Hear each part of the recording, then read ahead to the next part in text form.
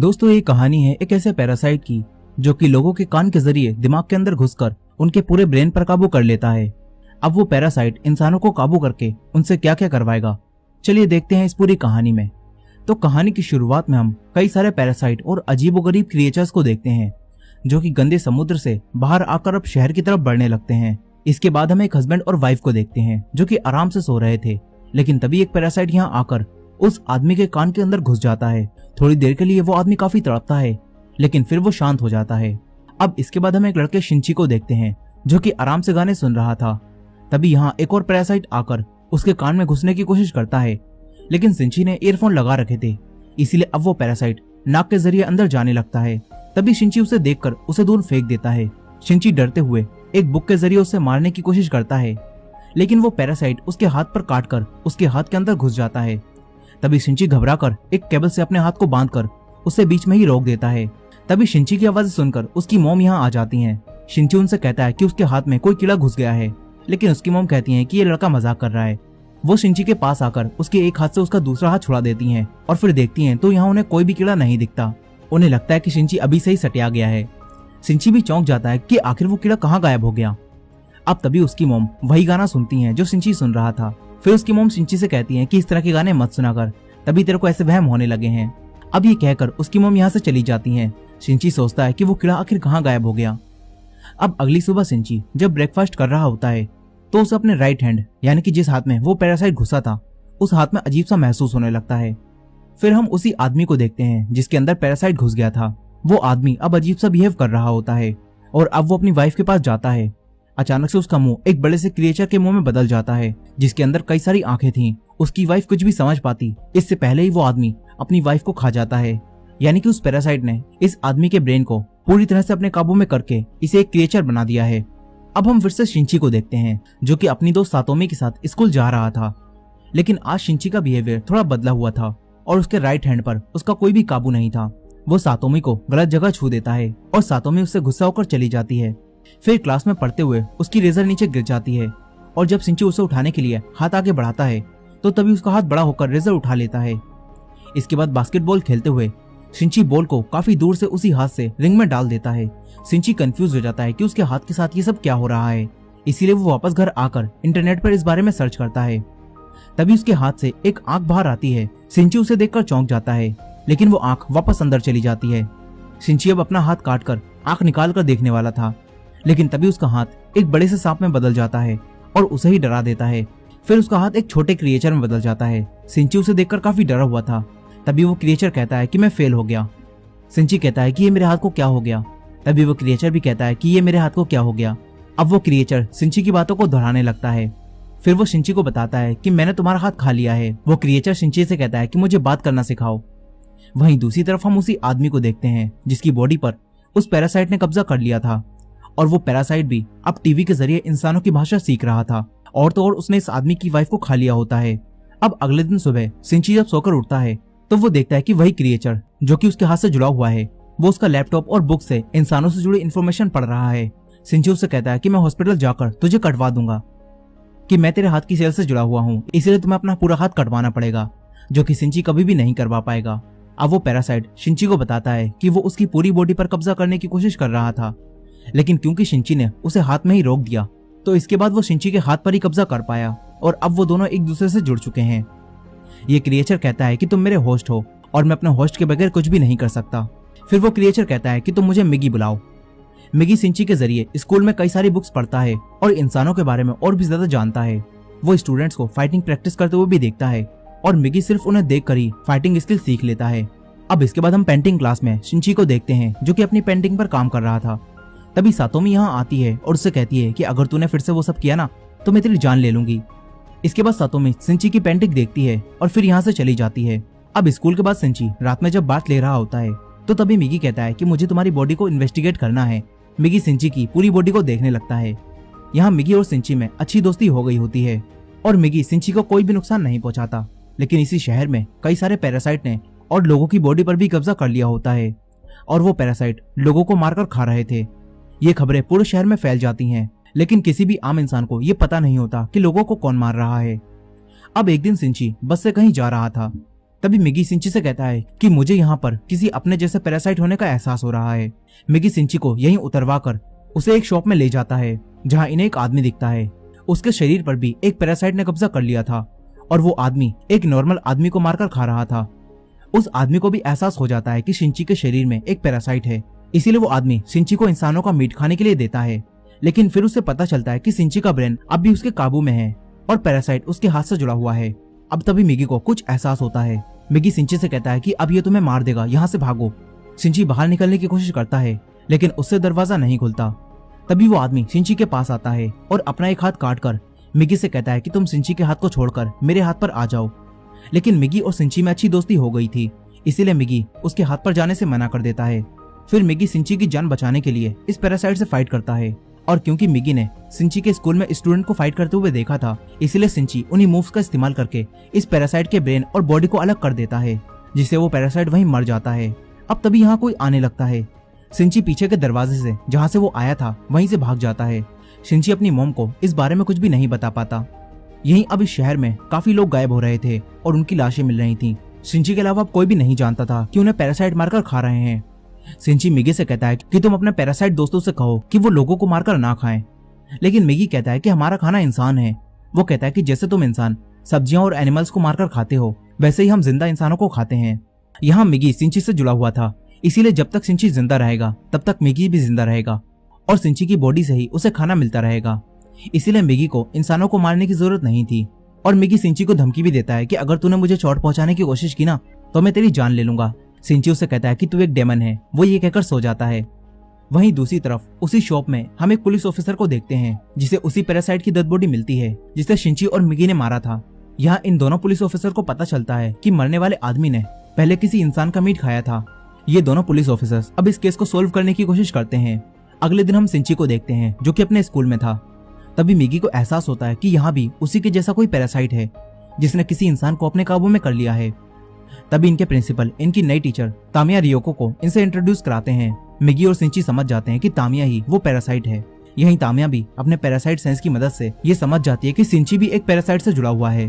फिर इसके बाद सिंची तामिया के पास जाता है। तामिया उससे कहती है कि मुझसे डरो मत, ये तामिया पैरासाइट बाकी पैरासाइट से बिल्कुल अलग होती है और इस पैरासाइट को एक्सपेरिमेंट करने का काफी शौक होता है। यहाँ तक कि इसने एक दूसरे पैरासाइट के साथ मिलकर अपनी इस बॉडी को प्रेग्नेंट भी कर लिया होता है ताकि वो ये देख सके कि इस तरह जन्म लेने वाला बच्चा आखिर क्या बनेगा। यहाँ सिंची उससे कहता है कि तुम यहाँ स्कूल में क्या करने आई हो। इस पर वो कहती है कि मैं बस नॉर्मल लोगों की तरह जीना चाहती हूँ। वो सिंची से कहती है कि मैं तुमसे और बात करती लेकिन तुम्हारी गर्लफ्रेंड हमें देख रही है और कहीं उसे ऐसा न लगे कि तुम नई टीचर को देखकर उसे भूलकर नई टीचर पर फिदा हो गए हो। इसीलिए तामिया सिंची को बाद में मिलने के लिए कहती है। अब तभी सातोमी जो कि इन्हें देख रही थी वो यहाँ से चली जाती है। तामिया सिंची से कहती है कि मुझे स्कूल के बाद मिलना। मिगी भी तामिया से मिलने के लिए तैयार हो जाता है। वो सिंची से कहता है कि मैंने पहली बार ऐसा पैरासाइट देखा है जो इतना शांत होकर अपने होस्ट की बॉडी में रह रहा है। अब तामिया के बारे में और ज्यादा जानने के लिए सिंची बाद में तामिया से मिलने जाता है। तामिया ने यहाँ पर 2 और पैरासाइट को भी बुलाया होता है जिनमें से एक हाई स्कूल स्टूडेंट शिमाडा होता है और दूसरा एक ऑफिसर मिस्टर ए होता है। ये दोनों तामिया के साथ मिले होते हैं। तामिया सिंची और मिगी को बताती है कि हम पैरासाइट को सर्वाइव करने के लिए आपस में मिलकर रहना होगा और इसीलिए हमने मिलकर पैरासाइट्स का एक नेटवर्क बनाया है और हम सब एक दूसरे से जुड़कर एक दूसरे को इन्फॉर्मेशन देते हैं ताकि हम सब इंसानों के बीच छुपकर रह सकें और अपने लिए रोज इंसानों को मारकर खा सकें। तामिया सिंची से भी इनके नेटवर्क में जुड़ने के लिए कहती है लेकिन सिंची कहता है कि मैं पूरी तरह से तुम्हारे जैसा नहीं हूँ, तुम सब एक मॉन्स्टर हो। तामिया कहती है कि हाँ हम सब एक मॉन्स्टर हैं, इसीलिए मैंने मिस्टर ए के साथ मिलकर एक एक्सपेरिमेंट किया है जिससे मैं प्रेग्नेंट हो गई हूँ और क्योंकि हम दोनों ही पैरासाइट हैं इसीलिए मेरे अंदर जो बच्चा है वो आखिर क्या होगा। इस पर मिगी तुरंत कहता है कि तुम दोनों ने वो इंसानों की बॉडी में किया है इसीलिए तुम्हारे अंदर एक इंसान का ही बच्चा है। तभी तामिया कहती है तो फिर हम कौन हैं? अगर हमारे अंदर इंसानों का बच्चा है तो असल में हम कौन हैं? हम बस इस बॉडी के जरिए जी रहे हैं। तामिया कहती है कि हमारे जीने का मकसद क्या है? तामिया इनसे कहती है कि इसीलिए मैंने हमारा नेटवर्क बनाया है और मैं पैरासाइट्स के फ्यूचर के बारे में सोच रही हूँ। तामिया सिंची को धमकी देती है कि अगर तुम्हें हमारा साथ नहीं देना तो हमारे खिलाफ कुछ भी करने की कोशिश मत करना, नहीं तो मैं 3 सेकंड में ही पूरे स्कूल को खत्म कर दूंगी। सिंची काफी डर जाता है। अब ये तीनों एक एक करके सिंची की डरी हुई शक्ल देखते हुए यहाँ से चले जाते हैं। तभी मिगी को कुछ एहसास होता है। मिगी सिंची से कहता है कि मिस्टर ए से सावधान रहना, मुझे वो ठीक नहीं लगता।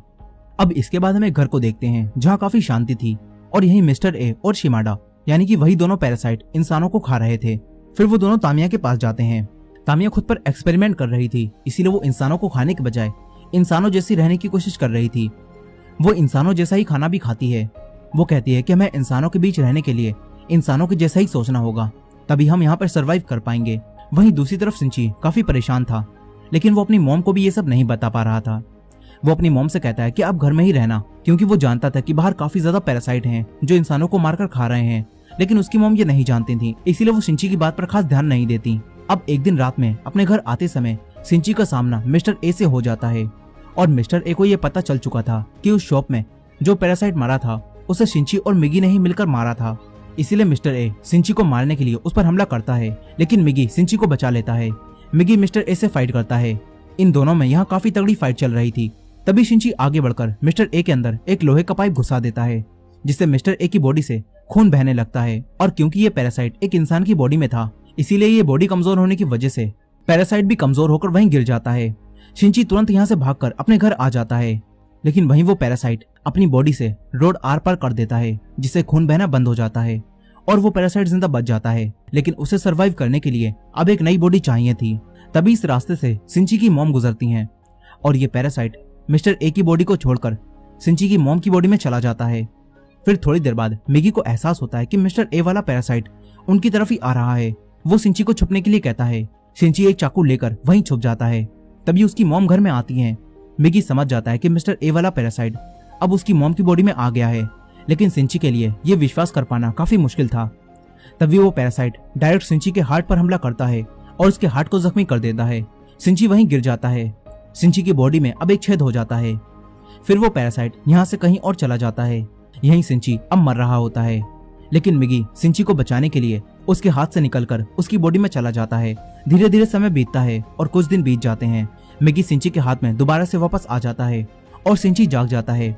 सिंची अब बिल्कुल ठीक हो गया होता है। फिर मिगी उसे बताता है कि मैंने तुम्हारे हार्ट को ठीक करने के लिए अपने एक हिस्से को वहां छोड़ दिया, जिससे तुम्हारा हार्ट वापस रिकवर हो गया और तुम्हारी जान बच गई। मगर यहाँ सिंची दोबारा से जिंदा होने से बिल्कुल भी खुश नहीं था। उसके लिए अब जिंदगी में कुछ भी नहीं बचा था। यहाँ सिंची खूब रोता है। फिर अगले दिन सिंची तामिया के पास जा रहा था। तभी उसे रास्ते में सातोमी मिलती है। सातोमी उससे बात करती है, लेकिन सिंची का बिहेवियर अब फिर से बदलने लगा था। वो सातोमी से बात नहीं करता और भागता हुआ डायरेक्ट तामिया के पास आ जाता है। वो तामिया से कहता है कि मिस्टर ए कहाँ है, लेकिन तामिया कहती है कि उसे तो तुमने मार दिया। यहाँ तामिया सब कुछ जानती थी, लेकिन फिर भी वो बनकर दिखा रही थी।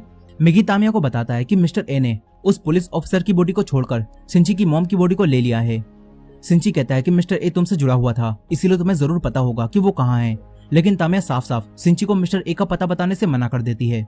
सिंची उसे डराने के लिए एक चाकू निकालता है, लेकिन तामिया इन दोनों को ही डराकर यहाँ से जाने लगती है। तभी सिंची उसकी तरफ चाकू फेंकता है, मगर वो चाकू पकड़कर वापस सिंची की तरफ ही फेंक देती है। वो जानबूझकर सिंची को नहीं मारती। फिर वो यहाँ से चली जाती है। वहीं उन ऑफिसर्स को मिस्टर ए यानी कि उसी पुलिस ऑफिसर की बॉडी मिलती है। यहाँ इन्हें जांच से पता चल जाता है कि इस पुलिस ऑफिसर और उस शॉप के मालिक दोनों को मारने वाला कोई एक ही इंसान है। लेकिन ये लोग एक बात से परेशान थे, क्योंकि इस पुलिस ऑफिसर ने भी मरने से पहले कुछ इंसानों को खाया था और जांच में इन लोगों को ये बात पता चल गई थी। ये लोग सोचते हैं कि इन्होंने जो अफवाहें सुनी है कहीं वो सच तो नहीं। दरअसल इस शहर में ये बात फैल चुकी थी कि पैरासाइट इंसानों की बॉडी में इनके बीच छुपकर रह रहे हैं, लेकिन इन लोगों को लगता है कि ये सब बस अफवाह है। वहीं दूसरी तरफ सिंची हर जगह अपनी मॉम को ढूंढ रहा था। तभी एक दिन वो एक ऐसी जगह पर पहुंच जाता है जहाँ कुछ नेता लोगों के बीच वोट मांगने आए हुए थे। अब तभी मिगी और सिंची को एहसास होता है कि जो नेता लोगों से वोट मांग रहा है वो भी पैरासाइट है, और उसके अलावा भी यहाँ पर कई सारे पैरासाइट मौजूद हैं। मिगी ये सब देखकर चौंक जाता है। वो सिंची से कहता है कि पैरासाइट ने इतनी तरक्की कर ली है कि अब वो पॉलिटिक्स में भी घुस चुके हैं। मिगी काफी खुश होता है। वो सोचता है कि एक दिन पैरासाइट इस पूरी दुनिया पर कब्जा कर लेंगे। अब तभी इनके घर में वही दोनों पुलिस ऑफिसर्स आ जाते हैं। उन्हें सिंची पर शक होता है, इसलिए वो सिंची से थोड़ी बहुत पूछताछ करते हैं, लेकिन सिंची काफी चालाकी से इनसे झूठ बोलता है। फिर वो दोनों यहाँ से चले जाते हैं। अब काफी दिनों बाद सिंची फिर से स्कूल जाता है। यहाँ उसे सातोमी मिलती है। फिर यहाँ वही लड़का शिमाडा आता है। तामिया ने इसका इसी स्कूल में ट्रांसफर करवा दिया होता है ताकि वो सिंची पर नजर रख सके। शिमाडा सातोमी के सामने सिंची से पहली बार मिलने का दिखावा करता है और फिर वो यहाँ से चला जाता है। यहाँ तामिया इन दोनों को देख रही होती है। दरअसल यहाँ शिमाडा और तामिया को ये पता चल रहा था कि जब से मिगी ने अपनी सेल्स की मदद से सिंची की जान बचाई है, तब से सिंची की बॉडी में बदलाव हो रहा है। और वहीं दूसरी तरफ मिगी को भी ये सब पता चल जाता है। वो सिंची को ये सब बताता है। अब इसके बाद मिगी सिंची को ये बताता है कि जब से मैंने तुम्हारी जान बचाई है तब से मुझे भी कुछ प्रॉब्लम्स हो रही हैं। मिगी कहता है कि मुझे ठीक रहने के लिए हर दिन 4 घंटे सोना होगा और जब मैं सो रहा होऊंगा तो मैं किसी भी तरह तुम्हारी मदद नहीं कर सकता। अब ये कहने के बाद मिगी तुरंत सो जाता है। सिंची उसे जगाने की कोशिश करता है लेकिन अब मिगी नहीं जागता। वहीं दूसरी तरफ वो दोनों ऑफिसर्स ये पता लगा रहे थे कि पैरासाइट्स को कैसे पहचाने।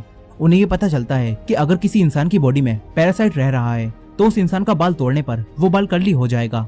अब ये जानकर सीनियर पुलिस ऑफिसर अपने जूनियर पुलिस ऑफिसर का बाल तोड़ता है लेकिन वो कर्ली नहीं होता, जिससे वो समझ जाता है कि ये कोई पैरासाइट नहीं है। अब वहीं तामिया भी अपने नेटवर्क की मदद से ये जान जाती है कि इंसानों को हमें पहचानने का एक तरीका पता चल चुका है। यहाँ हम देखते हैं कि वही पॉलिटिशियन भी तामिया के साथ मिला हुआ है। अब इसके बाद हम फिर से शिंची को देखते हैं जो सातोमी से मिलता है। सातोमी उसके लिए आज डिनर बनाने के लिए कहती है क्योंकि शिंची अब अकेला था। शिंची मान जाता है। फिर वो दोनों डिनर के लिए शॉपिंग करने चले जाते हैं। तभी रास्ते में इन्हें एक पपी मिलता है जो कि बीच रोड पर पड़ा था। शिंची उसे उठाकर लाता है लेकिन वो मर चुका था, इसलिए शिंची उसे डस्टबिन में डाल देता है। सातोमी ये देखकर उससे कहती है कि तुम ये क्या कर रहे हो। शिंची कहता है कि अब ये सिर्फ हड्डियां और शरीर है, इसके अलावा इसमें कुछ भी नहीं बचा। दरअसल अब शिंची के अंदर बदलाव हो रहा था और वो भी पैरासाइट की तरह सोचने लगा था और शिंची की ये सोच देखकर सातोमी उसे छोड़कर चली जाती है। लेकिन शिंची को इससे कोई भी फर्क नहीं पड़ता। वहीं स्कूल का प्रिंसिपल जब तामिया को प्रेग्नेंट देखता है तो चौंक जाता है क्योंकि तामिया अभी अनमैरिड थी और अब प्रिंसिपल उसे कैरेक्टरलेस समझकर उसे जॉब से निकालने वाला था। वो लोग तामिया के मॉम डैड को भी ये सब बता देते हैं। फिर तामिया अपने मॉम डैड के पास जाती है लेकिन ये तामिया तो वैसे भी पैरासाइट थी, इसलिए वो इन दोनों को मार देती है। इसके बाद वो शिमाडा को कॉल करके कहती है कि तुम्हारे खाने का इंतजाम हो गया है, यहाँ आकर दोनों बॉडीज ले जाओ। अब अगले दिन तामिया स्कूल से जाने के लिए स्कूल से अपना सामान पैक करने लगती है। शिंची उसके पास आता है और उससे बातें करने लगता है। वहीं सातोमी अपनी पेंटिंग क्लास में जाती है जहां कई सारी लड़कियां मिलकर शिमाडा की पेंटिंग बना रही थीं। तभी एक लड़की मजाक मजाक में उसका एक बाल तोड़ देती है और वो बाल कर्ली हो जाता है। इसे देखकर सारी लड़कियां समझ जाती हैं कि शिमाडा एक पैरासाइट है। शिमाडा भी जान जाता है कि उसका राज खुल चुका है, इसीलिए वो इन लड़कियों पर हमला करता है। उसका मॉन्स्टर जैसा मुंह देखकर सारी लड़कियां डरकर चीखती हैं। उनकी चीखों की आवाज सुनकर शिंची उन्हें बचाने आने लगता है। तामिया भी समझ जाती है कि शिमाडा अपने मॉन्स्टर के रूप में सबके सामने आ गया है, इसलिए अब तामिया यहाँ कुछ केमिकल लोचा करने लगती है। वहीं सातोमी थोड़ी हिम्मत दिखाकर शिमाडा के सेंटर में एक केमिकल फेंकती है जिससे वो जलने लगता है, मगर इससे वो बेकाबू हो जाता है और इधर उधर हमला करने लगता है। सारी लड़कियां बचकर निकलने की कोशिश करती हैं। तभी सातोमी की एक दोस्त यहाँ मारी जाती है। शिंची जब तक यहाँ पहुँचता है तो कई सारी लड़कियां मर चुकी थीं। शिंची काफी घबरा जाता है। मिगी उसे शांत कराता है और इन हालातों में हिम्मत दिखाने के लिए कहता है। शिंची दोबारा उठकर सातोमी को बचाने जाता है। सातोमी शिमाडा से बचकर भाग रही थी। शिमाडा बिल्कुल एक जापानीज डेमोगोर्गन लग रहा था। शिंची आकर इस जापानीज डेमोगोर्गन को एक धक्का देता है और उससे फाइट करने लगता है। तभी यहाँ तामिया भी आ जाती है और वो शिमाडा को शांत होने के लिए कहती है। शिमाडा शांत हो जाता है लेकिन फिर तामिया यहाँ एक बॉम्ब फेंक कर चली जाती है। शिंची उसे देखकर सातोमी को लेकर नीचे कूद जाता है और फिर यहाँ एक धमाका होता है। इन्हें लगता है कि शिमाडा टपक लिया लेकिन वो जिंदा था। अब यहाँ पुलिस और एम्बुलेंस भी आ जाती है। सातोमी जख्मी हो गई थी इसलिए उसे हॉस्पिटल ले जाया जाता है। वहीं पुलिस ऑफिसर्स ऊपर आ जाते हैं। तभी शिमाडा आकर इन पर हमला करता है और इन्हें मार देता है। शिमाडा स्कूल की छत पर जाने लगता है। मिगी शिंची को ये बताता है और शिंची एक दूसरी बिल्डिंग पर जाकर एक लोहे की रोड लेकर मिगी को एक धनुष बनाता है और फिर इस लोहे की रोड को एक तीर की तरह शिमाडा के अंदर घुसा देता है। इससे शिमाडा वहीं मर जाता है। इसके बाद शिंची यहाँ से जाने लगता है। तभी यहाँ तामिया भी आ जाती है और वो उससे कहती है कि मैं अब थोड़े समय के लिए गायब हो जाऊंगी। तामिया शिंची को मिस्टर ए यानी कि उसकी मॉम का एड्रेस देती है। शिंची उस एड्रेस को ले लेता है। अब कुछ समय बाद यहाँ वही दोनों ऑफिसर आते हैं और जब वो दोनों ये पता लगा रहे होते हैं कि शिमाडा कैसे मरा तो उन्हें पता चल जाता है कि उस पर किसी ने दूसरी बिल्डिंग से हमला किया था, लेकिन इन्हें शिंची के बारे में भी कुछ भी पता नहीं होता। वहीं शिंची तामिया के दिए हुए एड्रेस पर पहुंच जाता है। यहाँ उसे उसकी मॉम मिलती है। शिंची उनका पीछा करते हुए एक ब्रिज के नीचे आ जाता है। तभी यहाँ मिगी को नींद आने लगती है। वो शिंची को ये बताता है और इस वक्त मिगी शिंची को बचाने के लिए एक हथियार बन जाता है। इसके बाद मिगी सो जाता है। अब तभी शिंची उसी हथियार की मदद से मिस्टर ए यानी कि अपनी ही मॉम से फाइट करता है। यहाँ शिंची अब काफी अच्छी फाइटिंग कर रहा होता है। वो मिस्टर ए को मारने वाला था। तभी उसे उसकी मॉम की आवाज आती है और उसकी मॉम की थोड़ी बहुत कॉन्शियसनेस अब भी जिंदा होती है। अब तभी मिस्टर ए शिंची पर हमला करता है, लेकिन उसकी मॉम की कॉन्शियसनेस की मदद से उसकी मॉम अपने हाथ से शिंची को बचा लेती हैं। मगर फिर शिंची को ना चाहते हुए भी मिस्टर ए को खत्म करने के लिए अपनी ही मॉम को जान से मारना पड़ता है। अब थोड़ी देर बाद मिगी जब जाग जाता है तो शिंची मिगी को ये सब बताता है। अब इसके बाद हम उसी पैरासाइट पॉलिटिशियन को देखते हैं और उसकी पार्टी ने अब इलेक्शन जीत लिया होता है। इससे वो पैरासाइट अब एक ऊंची पोस्ट पर बैठ जाता है। लेकिन इसी दौरान उन्हीं दोनों पुलिस ऑफिसर्स को हेडक्वार्टर बुलाया जाता है और एक दूसरी टीम का चीफ इनसे पैरासाइट के बारे में सारी इन्फॉर्मेशन ले लेता है, क्योंकि अब इंसानों को ये पता चल चुका है कि पैरासाइट्स इनके बीच छुपकर रह रहे हैं और इसीलिए इंसानों को बचाने के लिए ये लोग एक ऑपरेशन चलाने वाले हैं जिसका नाम है ह्यूमन लाइफ प्रोडक्शन। अब इसके बाद हम उसी पॉलिटिशियन को देखते हैं जो कि तामिया के पास जाता है और इन दोनों के साथ अब एक काफी खतरनाक पैरासाइट भी होता है जिसका नाम गोटू होता है। और अब वो तामिया को बताता है कि वो सारी मैनकाइंड को खत्म कर देगा, लेकिन अब तामिया को अपने आने वाले बच्चे की चिंता होने लगती है। वहीं दूसरी तरफ सिंची हॉस्पिटल में सातोमी से मिलने जाता है और डिसाइड करता है कि वो अब सारे पैरासाइट को ढूंढकर उन्हें जान से मार देगा। इसी दौरान हम देखते हैं कि कोई सिंची पर नजर रख रहा है। वो सिंची और मैगी की एक साथ फोटो लेता है और इसी एंडिंग के साथ ये कहानी यहीं खत्म हो जाती है। दोस्तों, ये कहानी अभी अधूरी है, लेकिन अगर आपको इसका सेकंड पार्ट भी देखना है तो इस वीडियो को लाइक करके कमेंट में नेक्स्ट पार्ट जरूर लिखिएगा। और ये वीडियो पसंद आई हो तो वीडियो को लाइक करके हमारे चैनल वॉच मिस्ट्रीज हिंदी को सब्सक्राइब कर लीजिए। मिलते हैं नेक्स्ट वीडियो में।